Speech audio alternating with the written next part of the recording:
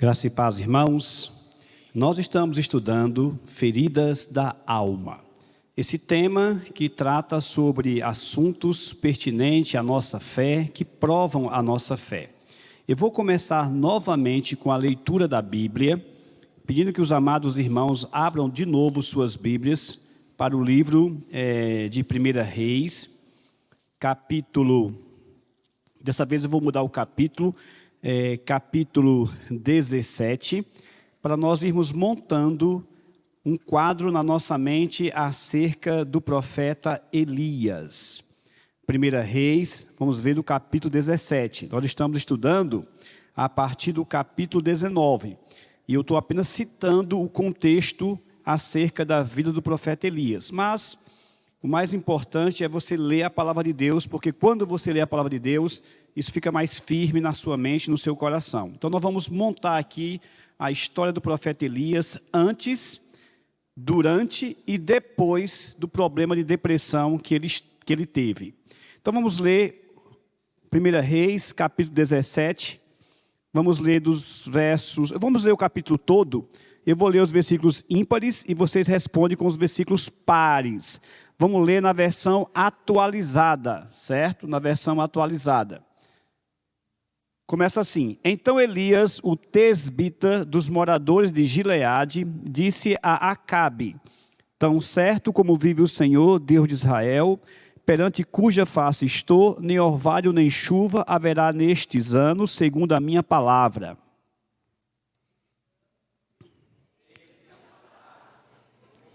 Retira-te daqui e vai para o lado oriental e esconde-te junto à torrente de Querite, fronteira ao Jordão.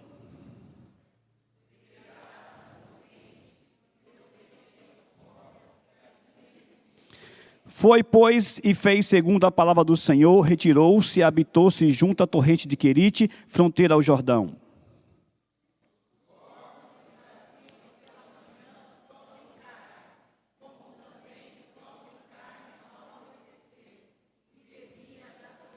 Mas passados os dias a torrente secou, porque não chovia sobre a terra.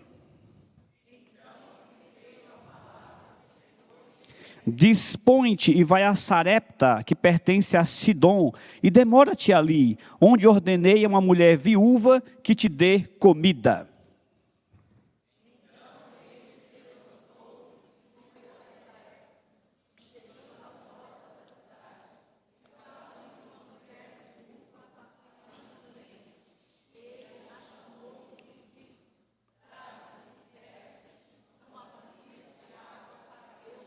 Indo ela a buscá-la, ele a chamou e lhe disse: Traz-me também um bocado de pão na tua mão.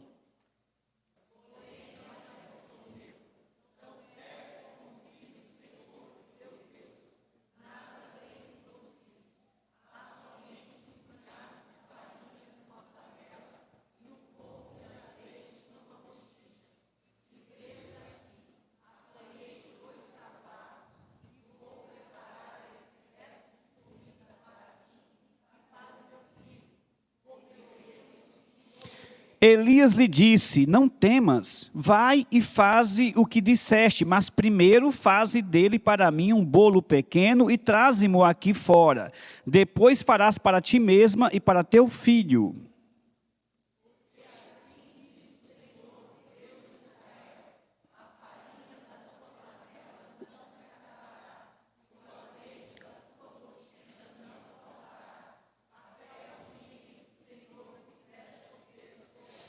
Foi ela e fez segundo a palavra de Elias, assim comeram ele, ela e a sua casa muitos dias.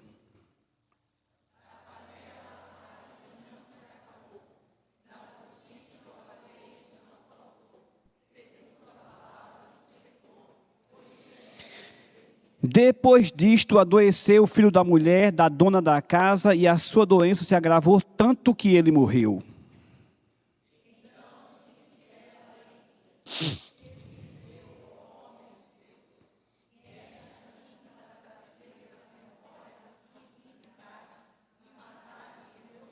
Ele lhe disse: dá-me o teu filho. Tomou-o dos braços dela e o levou para cima ao quarto, onde ele mesmo se hospedava, e o deitou em sua cama.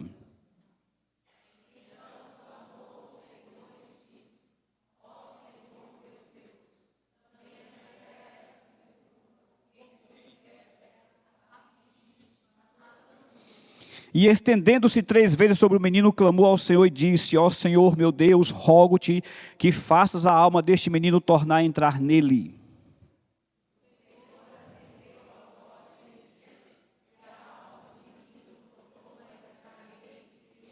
Elias tomou o menino e o trouxe do quarto à casa e o deu à sua mãe e lhe disse: vê, teu filho vive.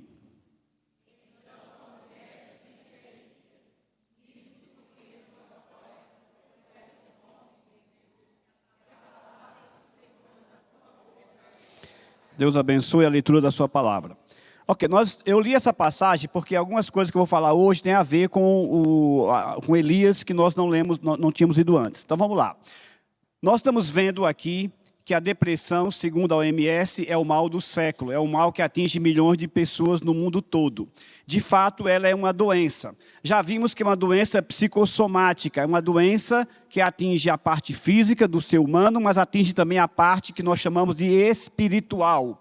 Embora a psicologia diga que atinge apenas a parte da sua psique, da sua mente. Nós não entendemos assim. Entendemos que nós temos uma parte material e uma parte imaterial. E para nós, os nossos problemas espirituais ou problemas dessa natureza, psíquicos, começam na nossa alma, no nosso espírito. Então é muito bom você manter isso na sua cabeça. Um psicólogo secular vai achar que é uma doença psicossomática, como nós achamos, só que é uma doença psicossomática que começa na sua mente, na sua psique. E nós dissemos, não, começa um pouco acima. Começa na sua alma. Aí sim, atinge a sua mente e por aí vai. Nós vimos também que um cristão pode e tem depressão. Cristãos ficam doentes também com depressão. E nós estamos vendo aqui a vida de um dos maiores servos de Deus, o profeta Elias, que teve um problema de depressão seríssimo. Talvez da Bíblia, junto com o rei Davi, seja ele o homem que mais teve problema de depressão. Nós vamos ver aqui a situação do rei Davi mais para frente, mas Elias e Davi talvez sejam os 2 homens de Deus que mais tiveram problemas com depressão. E nós não estamos falando de qualquer pessoa, estamos falando do rei Davi, do homem segundo o coração de Deus. Se o homem segundo o coração de Deus tem uma depressão, imagina eu e você. Então nós cremos sim que um crente pode ter depressão. Agora, o tratamento é que nós questionamos em alguns pontos, nem todos, mas em alguns pontos nós questionamos. Repetiremos de novo, nós não somos contra a psicologia. Nós temos vários jovens aqui, se vocês sonharem em fazer psicologia, ou psiquiatria, ou neurociência, por favor, vão em frente. Mas até orar que você faça isso mesmo. Precisamos de psicólogos e psiquiatras cristãos. A dificuldade que nós temos para achar um psiquiatra cristão, um psicólogo cristão, é difícil. Então, se alguém tem essa vontade, vá em frente. Agora, lembre-se que o que orienta a nossa vida é a palavra de Deus. Não existe ciência exata. Nenhuma ciência é exata. Exata é a palavra de Deus. E se a palavra de Deus diz uma coisa e a ciência diz outra coisa, tolo é você se trocar a palavra de Deus pela ciência. Uma das coisas que me fez ser cristão, e olha, eu nasci num berço racional, num berço que se respirava racionalidade. A minha família, boa parte dela é ateia. Por parte da minha mãe, são ateus. Eu tenho 2 tios que morreram no ateísmo. E se tem uma coisa que eu creio debaixo desses céus, que é o que me faz ser cristão, é o que me fez ser cristão, é o que me sustenta como cristão, é a palavra de Deus. Eu não tenho dúvida de que a Bíblia é a palavra de Deus. Então, se você trocar um conceito da Bíblia por um conceito secular, seja quem for, pode ser a psicóloga aí, qual é o nome dela aí, nesse livro aí, Ana Cristina, Ana Carolina, pode ser a doutora Ana Carolina, Ana Carolina, né? Ana Beatriz Barbosa, pode ser a doutora Ana Beatriz Barbosa, tem muita coisa boa no livro dela, mas tem muita coisa que eu não concordo. Pode ser o Cury, que eu esqueci o primeiro nome dele também, que é o nome dele, do Cury lá, que é o psicólogo. Pode ser o doutor Augusto Cury, que tem coisas que eu discordo também. Pode ser quem for. Pode ser um anjo que venha do céu e diga, isso aqui é assim. E você vai na Bíblia, é assado? Esqueça, meu filho, fique com a palavra de Deus. Porque a palavra de Deus não falha, não erra. Em ciência nenhuma do mundo até hoje, isso aqui é importante, ciência do mundo até hoje, na pedagogia, na psicologia, na arquitetura, aquela que faz escavação, arqueologia, antropologia, sociologia, filosofia, nenhum argumento, nenhuma ciência, isso aqui é importantíssimo. Até hoje, nós estamos em 2023, no século 21, até hoje, nenhum argumento de nenhuma ciência natural que foi contra a Bíblia ficou de pé. Nenhum argumento ficou de pé até hoje. Então, nós não somos contra essas ciências, nem a psicologia, nem a psiquiatria, nem a neurociência. Mas se tem um argumento contra a Bíblia, nós ficamos com a palavra de Deus e eu vou mostrar hoje para vocês alguns motivos. Muito bem. Então, Elias teve depressão. Quando você ouvir um pastor que diga, o crente não pode ter depressão, aí você já não coloca a SEB no meio. E nem o pastor Helder, nem o pastor Zé Luiz, nem o pastor Reginaldo. E nem os líderes dessa igreja. Porque a luz da Bíblia, não é nem pela minha experiência, porque eu já tive depressão. Não é nem pela minha experiência, é porque a Bíblia, que não erra, a palavra de Deus mostra que os seus maiores servos, homens de Deus e mulheres de Deus, também tiveram depressão. Ana, por exemplo, Ana, mãe de Samuel, ela teve problemas de depressão terríveis. A Ana, mãe de Samuel. Nós vamos ver isso também aqui. Colocado isso, nós começamos a mostrar quem era Samuel. Não vou repetir, porque todo mundo já sabe que é homem de Deus. Aí eu comecei a mostrar para os meus amados irmãos os sintomas da depressão de Samuel. Isso está no capítulo 19, dos versos de 1 ao versículo 18. Abra sua Bíblia para lá. 1 Reis 19, de 1 a 18. Eu mostrei os sintomas que mostravam que Samuel, que Elias estava com depressão. Mas eu passei também a mostrar o tratamento de Deus para com seus filhos. E essa é a ênfase dessa aula, é o que Deus faz para tratar um filho seu, uma filha sua que está com depressão. O que Deus faz? Como é a psicoterapia de Deus? E nós passamos a mostrar a psicoterapia de Deus. Pode voltar lá para a aula, o slide acho que é o 17, se eu não me engano. Como é que Deus começa a tratar o seu filho? Primeiro, está comigo aqui, né? Desculpa, eu que estou aqui, estou viajando, desculpa aí. Primeira coisa que Deus faz, Deus se mostra, porque quando você está com depressão, você se sente só, você até começa a gostar da solidão, do isolamento, e isso não é bom. Isso não é bom, principalmente quando você está doente, você tem que ter alguém do seu lado. Então a primeira coisa é que Deus se mostra presente, isso está no capítulo 19, a partir dos versos 5, que ele está deitado debaixo de um zimbro, num deserto, sozinho, e o anjo vem e toca nele. Deus diz, eu estou presente com você. A segunda coisa que Deus faz, Deus o toca com bondade. É preciso, no versículo 5, que o anjo toque nele, porque ele está tão deprimido que ele não consegue perceber a presença de Deus. Um homem cujo refrão da sua vida, cuja filosofia de vida dele é o Deus em cuja presença estou. Essa é a frase que define Elias, o Deus em cuja face estou. Mas a depressão é tão severa, que ele não sente mais Deus.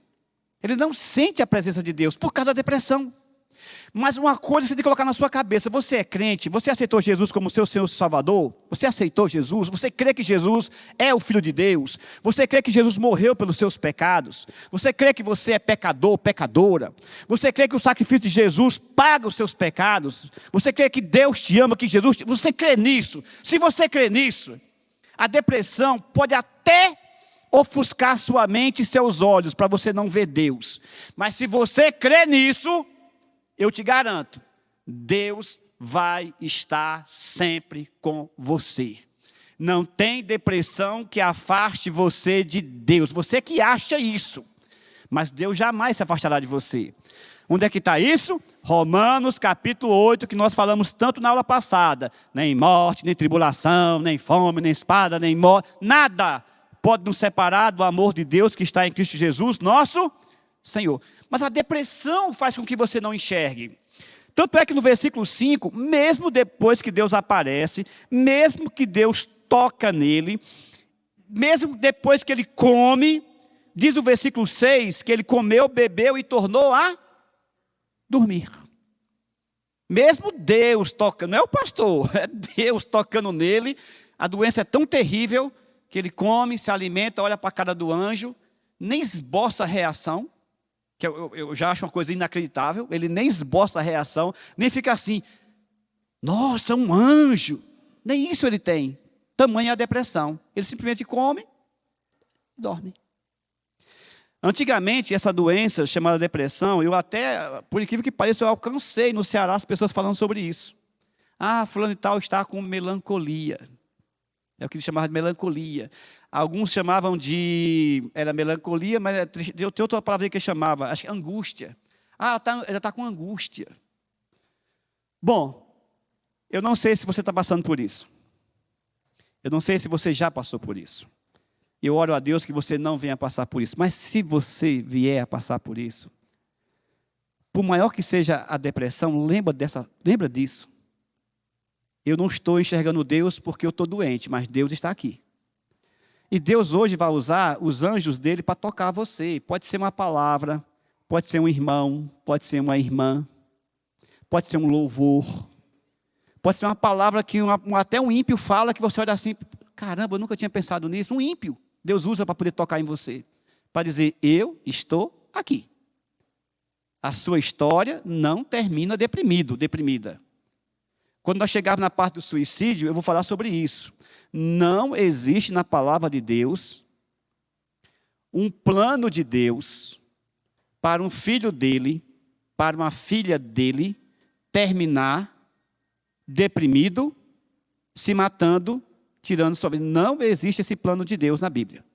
O plano de Deus para os seus filhos é que passaremos por tribulações, passaremos por lutas, mas não importa qual seja a luta, não importa que seja a tribulação, nós somos mais do que? Não estou dizendo que a pessoa que se suicida vai para o inferno, pelo amor de Deus, isso aqui é outra história. Isso é outro debate. Salvação pertence ao Senhor. Nunca vai colocar na cabeça que alguém que se suicidou foi para o inferno. Esqueça isso. Isso é outro debate. Estou dizendo que na Bíblia não existe esse plano de Deus para um filho dele, uma pessoa que ele chamou, escolheu, salvou, colocou o Espírito Santo e termine sem esperança nenhuma. Isso não existe na Bíblia. Portanto, o nosso fim não pode ser numa corda, numa ponte ou na boca de um revólver. Não pode.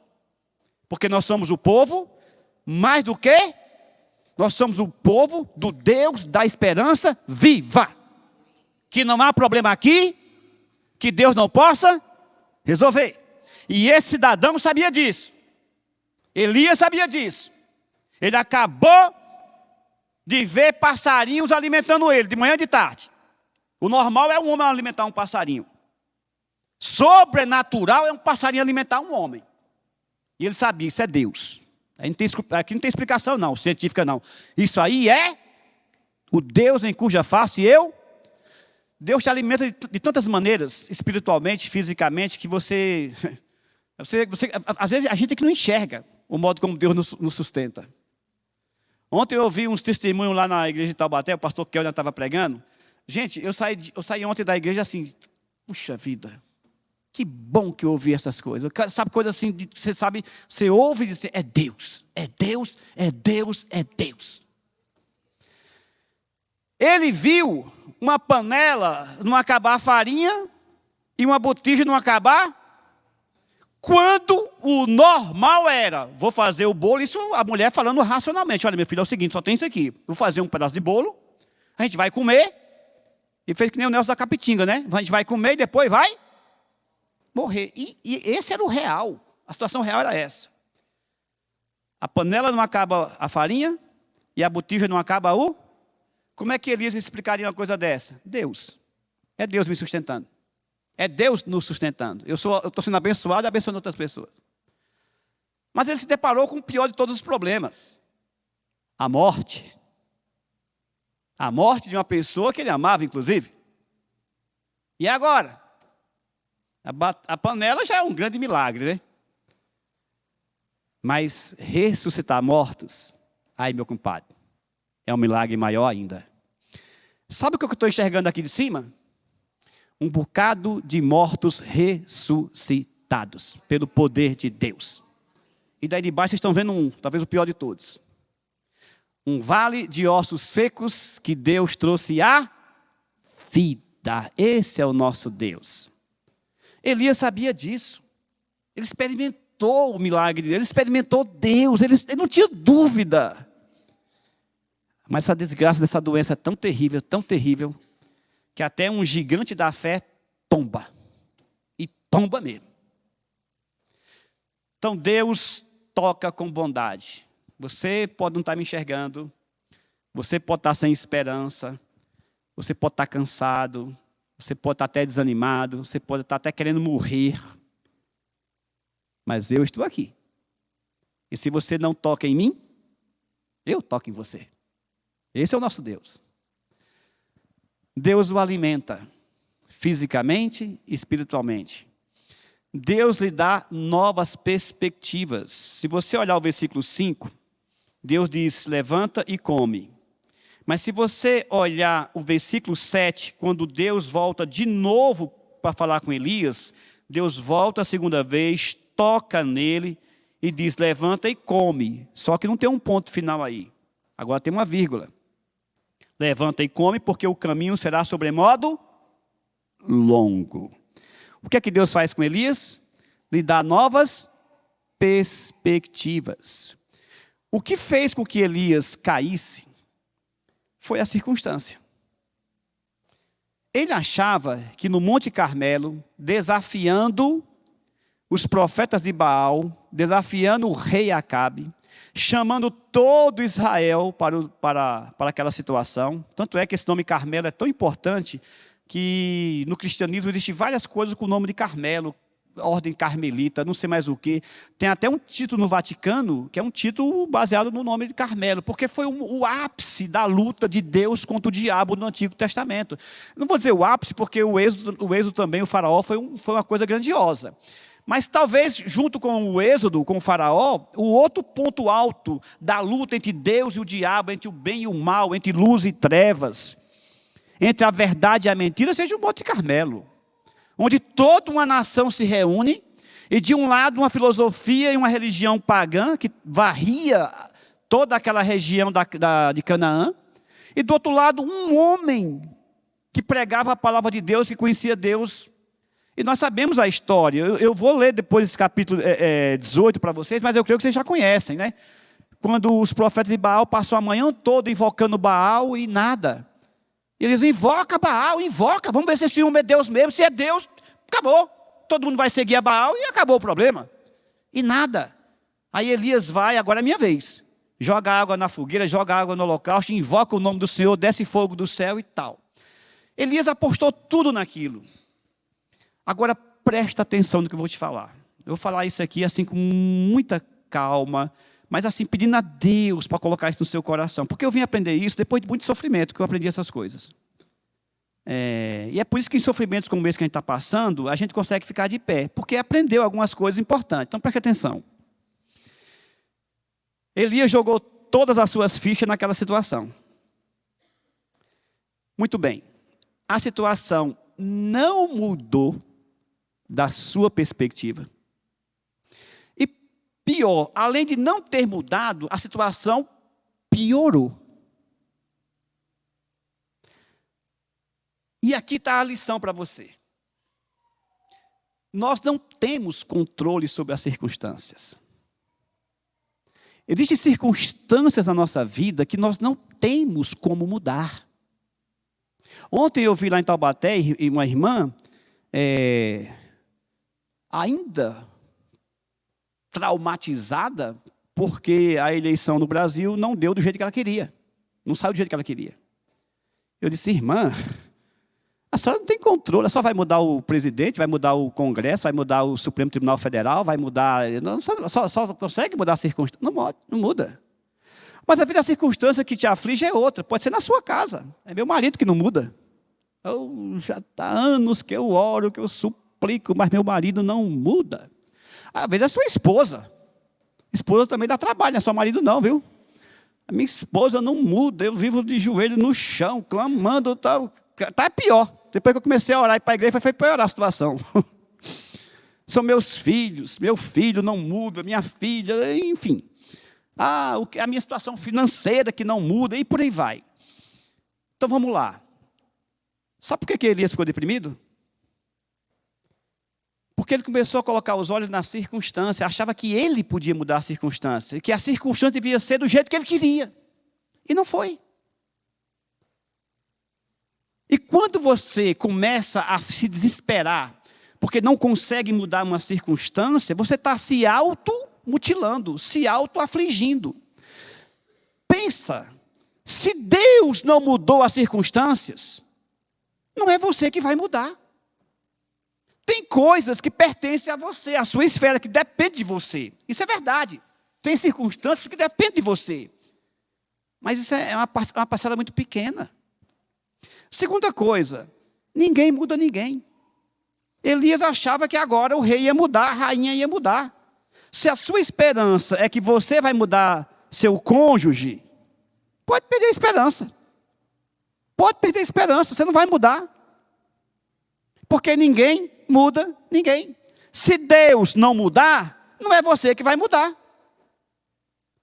E Elias ficou desesperado pela circunstância que não saiu do jeito que ele queria. Perdeu todas as expectativas que ele tinha. Acima das circunstâncias, existe um Deus todo-poderoso, que controla todas as... Se Elias tinha que entender isso. Mas espera aí, se Deus não mudou... Pensa comigo. Depois daquele espetáculo todo, Acabe volta para casa. Não volta para casa Acabe? Diz o texto que Acabe foi para casa. Senhor Jezabel, o negócio é o seguinte, Jezabel.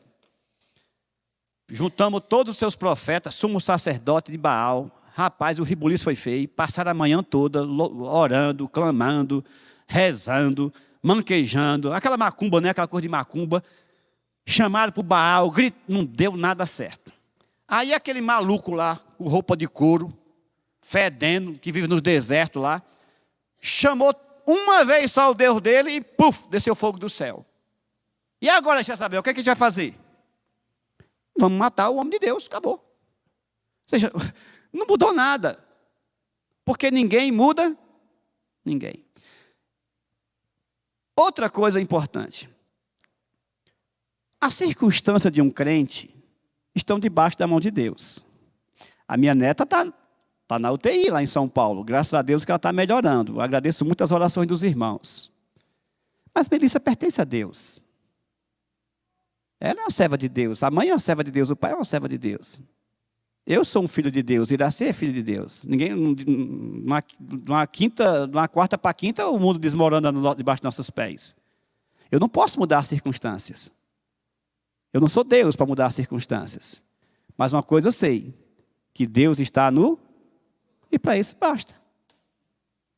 Eu não preciso estar me deprimindo, me acabando, vou me matar, vou perder a minha fé, eu não quero mais saber de Deus. Não. Deus é... E a maior prova não é a minha neta estar doente. A maior prova é Cristo naquela cruz. Deus não podia tirar Cristo daquela cruz? Deus não podia mudar as circunstâncias? Deus não podia livrar Jesus Cristo da mão dos romanos? O próprio Jesus não tinha poder para fazer isso? Por que não fez? Porque Deus tinha um propósito naquelas circunstâncias. Eu não sei da sua vida. Não sei do relacionamento com seus pais, da sua casa. Eu não sei da sua dor. Não sei das suas lutas. Eu conheço de alguns que conversam comigo e mesmo assim, uma coisa é você falar, outra coisa é você passar pela luta, você que sabe da sua luta. Não se desespere pelas circunstâncias. E nem se culpe, porque você não pode mudar circunstâncias, você não pode mudar ninguém. O que você pode fazer é o que Elias não fez. é olhar para Deus e dizer, o Deus cuja face estou, Ele está no controle, não importa as circunstâncias. Isso é que você tem que fazer. Outra coisa importante. Acabe viu o milagre, não viu? Acabe não viu o milagre, o fogo descer do céu? Por que Acabe não se converteu? Se uma manhã toda os profetas de Baal não conseguiram e o homem com um berro só resolveu o problema. Invoca o nome de Javé, Deus seja louvado, e foi. Por quê? De novo, preste atenção. Porque a fé não vem por meio de milagres. A fé vem pelo ouvir, e o ouvir de quê? Da palavra de Deus. É por isso que crente verdadeiro ama a Deus se recebeu o milagre, e ama a Deus se não recebeu o milagre. Porque milagre não salva ninguém, e milagre não converte ninguém. Porque se milagre convertesse, todo mundo aqui tinha se convertido. Todo mundo. Mas a fé não vem por milagres. A fé vem pela palavra de Deus. Eu preciso de um bocado de milagre na minha vida. Pelo menos urgente uns 3. Se vier, amém. E se não vier, amém também. Porque a fé não vem por meio dos milagres. A fé vem pela palavra. Olha o Êxodo. O Egito, quando eles saem do Egito, quer mais milagre do que aquele? E não pense que foi só o povo do Egito que não se sensibilizou com os milagres. Não, foram os próprios judeus que não se sensibilizaram com os milagres, os próprios hebreus. Tanto é que do povo que saiu do Egito, só 2 pisaram na terra prometida. 2 pisaram na terra prometida. Todos viram milagres. Todos experimentaram milagres. Todos comeram milagres. 2 pisou na terra prometida. Qual é o nome deles mesmo? E quem foi que pisou na terra prometida? As crianças que nem falavam, que nem sabiam distinguir entre o bem e o mal. As crianças que ouviram dos atos de Deus, os que ouviram entrar na terra prometida. E os que viram morreram no deserto. Porque a fé não vem por milagres, vendo milagres. A fé vem pelo ouvir a palavra de Deus. O coitado do Elias, um homem tão experiente como esse, esqueceu disso. Olhou para as circunstâncias, não deu do jeito que ele queria, e o gigante tombou. Tombou de maneira feia. Mas Deus lhe deu novas perspectivas. Olha, não acaba aqui não. Levanta, porque o caminho te será sobremodo longo. Quando você passar por uma luta, por uma tribulação, lembre dessa frase. Levanta. Volta para o caminho. O teu caminho será sobremodo longo. Você não tem direito de escrever o script da sua vida. Você não tem esse direito. Eu não tenho esse direito. Eu não posso, até gostaria. Eu sei que ia dar ruim no final das contas. Mas a verdade é que nós não temos o direito de escrever a história, o script da nossa vida. Nem quando começou e nem quando vai terminar. O script da nossa vida, quem escreve, quem já escreveu, inclusive, é Deus. Deus é quem diz como vai terminar. Não é você. Ah, mas eu estou sofrendo muito, está doendo muito. Doa. Nós vivemos numa geração que teogeriza a dor. Tem muita coisa boa na dor também, viu? Foi a dor de Cristo que nos deu salvação. Se não fosse aquela dor, nenhum de nós estaríamos aqui. Quem é eu, quem é você, para não aceitar as dores que vêm de Deus? É o que Jó falou. Deus deu, Deus tirou. Bendito seja o nome do Senhor. Deus lhe deu novas perspectivas. Não acaba aqui. Levanta, porque o caminho será sobremodo longo. Então coloque isso na sua cabeça. Quando você estiver desanimado, sem vontade de viver, pensando em suicídio, pensando em acabar com a vida, não ouça o pastor Helder, não. Ouça aqui Deus falando para o servo dele. Levanta, porque o caminho te será sobremodo longo. E essa expressão sobremodo aqui dá um peso assim, olha, tem tanta coisa para tu fazer ainda, tem tanta coisa que você vai fazer que você nem sabe. Eu sei que sou seu Deus, mas você não sabe. Então a depressão, tira isso da nossa vida, dos nossos olhos. Deus coloca no seu coração de novo. O caminho será sobremodo longo. Deus lhe proporciona exercícios físicos. Irmãos, eu não sei se eu falei isso, mas eu vou repetir agora. Presta atenção, Iedinha, isso aqui eu lembrei de você, Ieda, nesse ponto. Se você tem tendências a ficar com depressão, se você tem picos depressivos na sua vida, se você tem uma tendência à depressão, presta atenção. Você tem que fazer exercícios físicos, como eu falei. Mas a questão não é só o exercício físico, viu, Ieda? Por exemplo, Iedinha gosta de um pedal. Não adianta Ieda pegar um pedal no frio, devagarzinho aqui, tchau, passa aqui pela Ciebe devagarzinho, tal, aquele ventinho frio, vai lá, não sei aonde que ela Ieda, vai cada buraco lá germando a cabeça dentro, aí volta devagarzinho no pedal. É bom, mas não resolve. A questão do exercício, quando eu falei exercício físico, é que você tem que suar. Não é só o exercício físico, você tem que suar. Se você não suar, o exercício físico até que ajuda um pouco, mas não resolve. Tem que pingar suor, porque quando você sua, quando você transpira, aí como dizia minha avó, você vai queimando tudo de ruim por dentro. Que é o que os psicólogos e os psiquiatras dizem hoje, os neurocientistas também. Então, é importante. Por isso que alguns não fazem exercício físico e vão para aquelas saunas, né? Você começa a ficar suando. Os orientais fazem isso há séculos. Há séculos que os orientais fazem isso. Porque no suor, ao queimar, suando, aí você regenera, você revigora o seu organismo por dentro. Aí a depressão vai diminuindo. Pelo menos a parte física vai diminuindo, a biológica vai melhorando. Então, se eu não falei isso, coloca como ênfase, viu? Não é só o exercício, porque exercício físico e suor estão de braços dados, né? A questão é você tem que suar. Se eu não correr, se eu não suar, se eu passar uma semana sem suar, sem correr, eu já sou meio nos 220, né? Já vivo nos 220 direto. Se eu não gastar energia, se eu não suar, aí eu fico doido de vez. Então, eu tenho que suar para poder me normalizar. Está entendendo? Mesma coisa isso aqui. Você tem tendência à depressão? Tem que suar, tem que ter exercício físico. Foi o que Deus fez com Elias. O que os psicólogos falam hoje, Deus fez com Elias 2.800 anos atrás, Deus já sabia.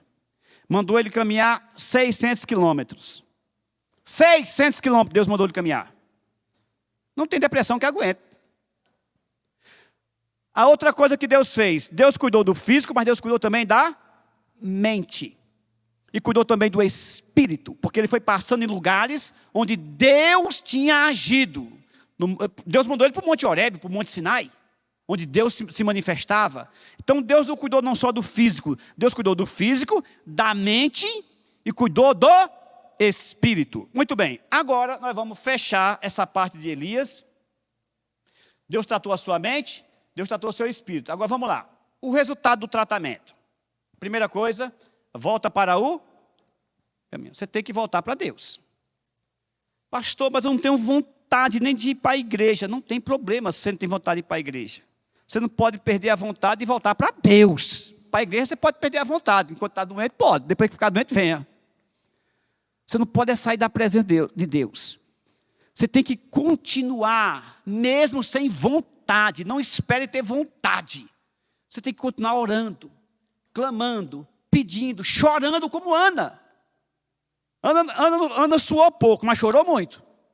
E ajuda também, viu? Ajuda também.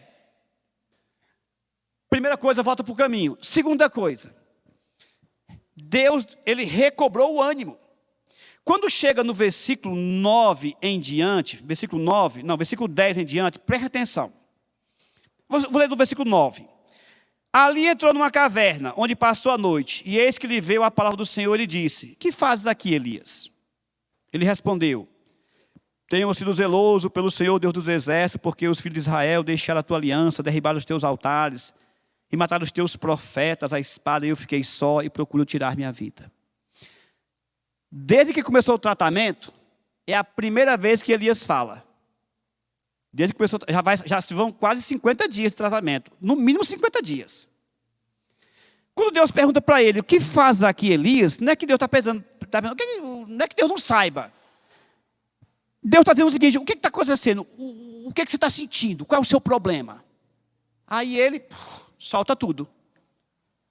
Eu sou zeloso, eu trabalho, eu prego, ninguém se converte, ninguém ouve. Os filhos de Israel deixaram a tua aliança, os altares não mataram os profetas, eu estou sozinho e procuro tirar minha vida. Ele começa agora, antes ele nem falava, tão deprimido que estava. Agora ele primeiro consegue abrir o coração. Olha o que Deus vai fazer nele. Presta atenção. Dos versos 11 aos versos 14, tem aquela incrível aparição de Deus, né? Do terremoto, do vento, e Elias vai olhar e não vê Deus no terremoto, não vê Deus no vento, tipo um tsunami, um ciclone, ele não vê Deus lá. Mas diz o texto, que no versículo 13, no versículo 12, no final do versículo 12, depois do terremoto, depois do fogo, depois do ciclone, veio um vento suave, tranquilo, e Deus estava nesse vento. Aí você pergunta, mas o que significa isso, pastor? Deus não está no terremoto, Deus não está no fogo, Deus não está no maremoto, e Deus está no vento. O que significa isso? Vamos lá. Elias tinha se acostumado a ver Deus apenas em grandes milagres. Esqueceu de ver Deus nas pequenas coisas. O Deus que fala no terremoto é o mesmo Deus que fala na brisa. E ele tinha que aprender isso. E Deus fala para ele, o que é que você faz aqui de novo, Elias? E ele repete a mesma ladainha no versículo 14. Bebê, mataram os teus profetas, versículo 14. Ele respondeu, Senhor, tal. Agora preste atenção. Deus vai continuar o tratamento dele. Versículo 15. Disse-lhe o Senhor, vai, volta para o caminho. Segunda coisa, você vai ungir a Azael, rei sobre a Síria. Para um profeta, o maior ápice de um profeta era ungir um rei. Era o ápice da carreira ministerial, como é para um sacerdote anglicano, que vai agora ungir o rei Charles.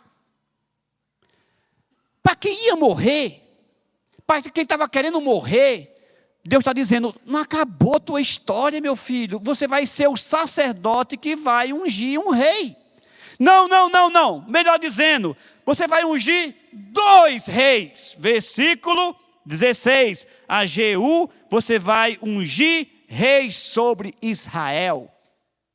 Você não está acabando de dizer que mataram os profetas à espada, ninguém se converte, eu estou sozinho. Você vai ungir o rei da sua nação. Seria a mesma coisa que chamar o pastor Zé Luiz para colocar a faixa de presidente do presidente eleito do Brasil. O Brasil todo iria ver. Para quem ia morrer, ele vai ungir 2 reis. Só conheço ele e Samuel, que ungiram 2 reis. Mais do que isso, tu vai levantar um profeta igual a tu. Você vai levantar um profeta igual a Eliseu. Irmãos, quando nós estamos com depressão, que nós queremos acabar com nossa vida, a gente não enxerga o futuro. E o futuro nosso não pertence a mim nem a você, pertence a quem? Se esse homem tivesse morrido, a pregação hoje seria diferente. O que você teria feito se não tivesse acabado com sua vida? O que seria você se não tivesse destruído sua vida? Essa seria a pregação sobre eles. E isso fala muito para nós, viu? Isso fala muito para nós. O que é que Deus vai fazer na minha vida, que eu nem sei ainda o que vai fazer? Aí Deus diz para ele, olha, versículo 18. Também conservei em Israel, o que diz aí, versículo 18? 7.000, todos os joelhos que não dobraram a Baal e toda a boca que não beijou. Então preste atenção. Pastor Reginaldo, Deus não tem obrigação de dizer para o Senhor o que Ele vai fazer através da vida do Senhor. Pastor José Luiz, Deus não tem obrigação de dar um relatório para o Senhor. Pastor José Luiz, está aqui o relatório. Tudo o que eu fiz até agora através da sua vida, está aqui. Tudo que eu fiz. Deus não tem essa obrigação. Aliás, essa aqui é uma das raras exceções na Bíblia que Deus está abrindo. É contando para um servo dele o que Deus fez através da vida dele. Porque Deus não faz isso. Jó morreu sem saber o que é que Deus fez com ele. Jó até hoje não sabe o que aconteceu com ele. Nós sabemos, mas Jó não sabia o que aconteceu com ele. Deus está dizendo para Elias, olha, eu não tenho obrigação de contar para você o que eu vou fazer na tua vida, eu não tenho obrigação de contar para você, de dar relatório para você do que eu vou fazer. Mas para tu não estar aí querendo se matar, querendo morrer, choramingando, deprimido, eu vou abrir uma exceção. Deus, sustentei, converti 7.000 pessoas que não dobraram os joelhos, que não beijaram a mão de Baal, através do teu ministério, através da tua vida. Pô, para quem está sozinho, querendo morrer, 7.000 já está bom demais, não é não? Se a CIEB chegar a 7.000, eu estou satisfeito demais. Não sei o pastor Zé Luiz, mas eu estou tranquilo. Deus não tem obrigação de dizer para você o que Ele vai fazer através da tua vida. O que você tem que fazer é, a minha vida está nas mãos, e Ele é que sabe o que vai fazer através da minha vida. Não é eu que vou fazer, é Ele. Ô Elias, já para tu não querer se matar de novo, vou te dizer uma coisa. Conservei 7.000 que não dobraram os joelhos para Baal. Enquanto tu está choramingando, querendo morrer, eu estou salvando pessoas através da tua vida. Eu estou influenciando, eu estou mudando situações do meu jeito. Não do seu, mas do meu jeito. Agora tem outra coisa importante, que eu acho que eu já cheguei a falar na aula passada, mas é bom repetir aqui.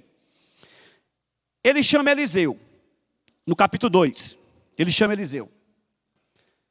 Agora vamos para 2 Reis, capítulo 2. 2 Reis, capítulo 2. Ele chama Eliseu. Eliseu é convocado, escolhido por Deus, para substituir Elias. Quando chega no capítulo 2, Elias diz o seguinte para Eliseu. 2 Reis 2, versículo 9. Vamos ler juntos? Isso aqui é importante você ler junto. Vamos lá. 2 Reis 2, 9. Vamos ler lá. Havendo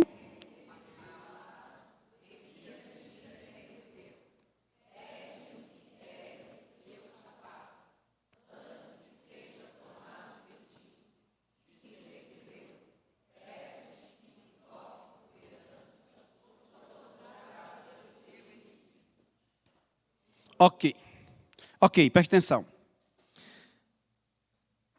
Eliseu, pede alguma coisa. Me peça qualquer coisa aí. Deus está me tocando para você fazer um pedido.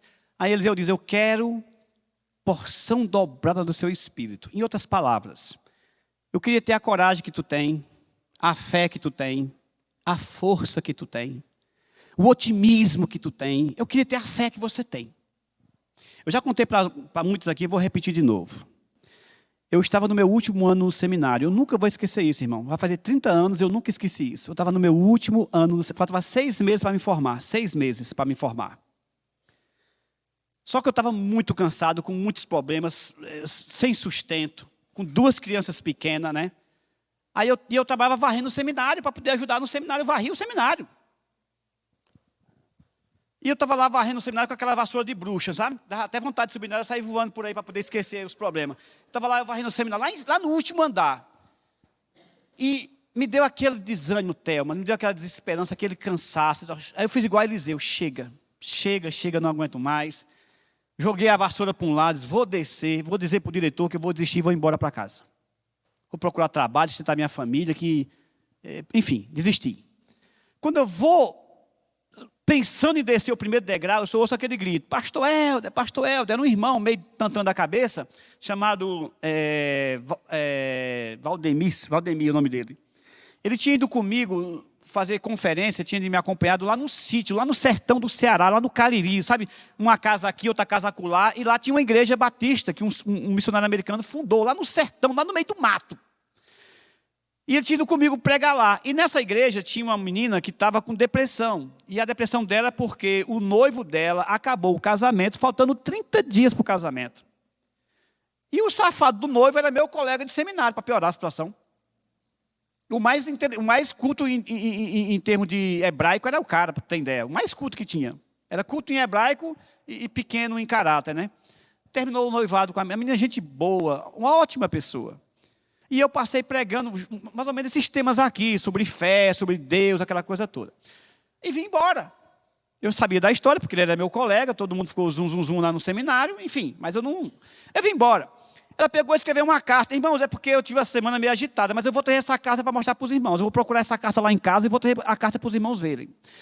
A carta diz mais ou menos o seguinte: pastor Helder, eu estou escrevendo essa carta para o irmão, agradecendo pelas suas palavras. Eu nunca vi um homem com tanta fé como o senhor. O senhor é um exemplo de fé, pastor. Não tem problema que abata o senhor. Eu fui logo chorando já. O senhor me mostrou que não há problema aqui que Deus não possa resolver. Desistir não faz parte da nossa história como cristão. E eu chorando. Rapaz, eu olhei para a vassoura e já entendi. Traga a vassoura de volta para cá. Já peguei a vassoura e fui terminar de varrer o cenário. Eu nunca esqueci disso. Nunca esqueci, sabe por quê? Porque Deus sabia que lá na frente eu ia ter provações maiores. E eu posso olhar para trás e dizer, é verdade. Não há problema aqui que Deus não possa resolver. Não é incrível? Eu abrindo o bico, dizendo, desistindo, não aguento mais, chega. E a pessoa diz, eu queria ter a fé que o senhor tem. A mesma coisa aconteceu com Elias e Eliseu. Eu queria ter a fé que tu tem, Elias. Homem de fé. Se Eliseu tivesse visto Elias 3 semanas atrás, né? Como é que não estava, né? Querendo morrer. Esse é nosso Deus. Essa é a nossa vida. Eu não posso mudar as circunstâncias. Você não pode mudar as circunstâncias. Nós não podemos mudar as pessoas. Nós não podemos mudar as pessoas. O que nós podemos fazer é olhar para cima e crer que um Deus todo-poderoso está no controle das nossas vidas. E para encerrar, vai para o capítulo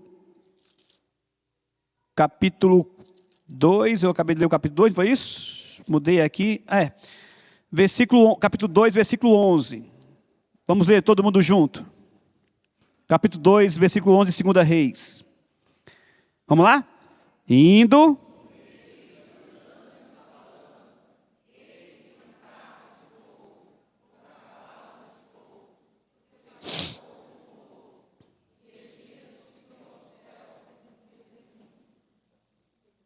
Doze. O que vendo.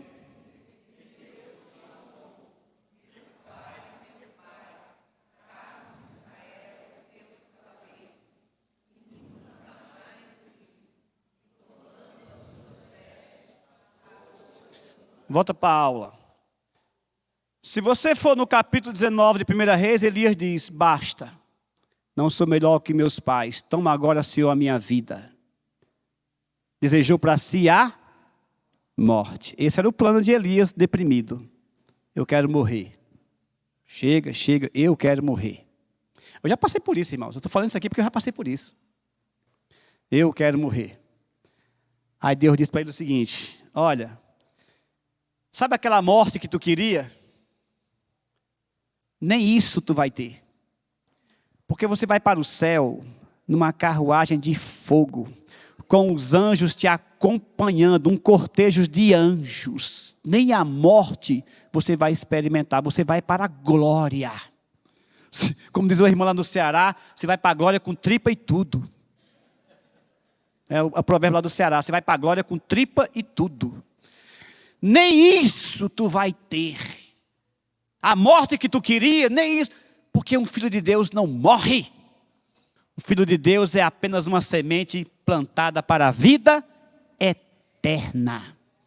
Nós não temos direito de escrever o script, pode passar, o script da nossa vida.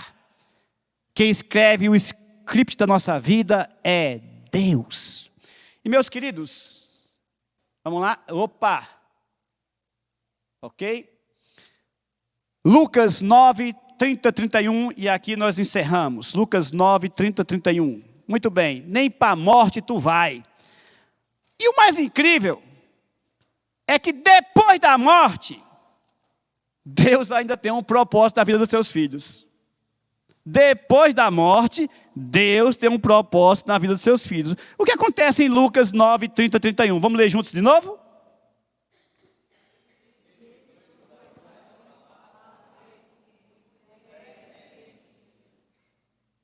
Vamos lá?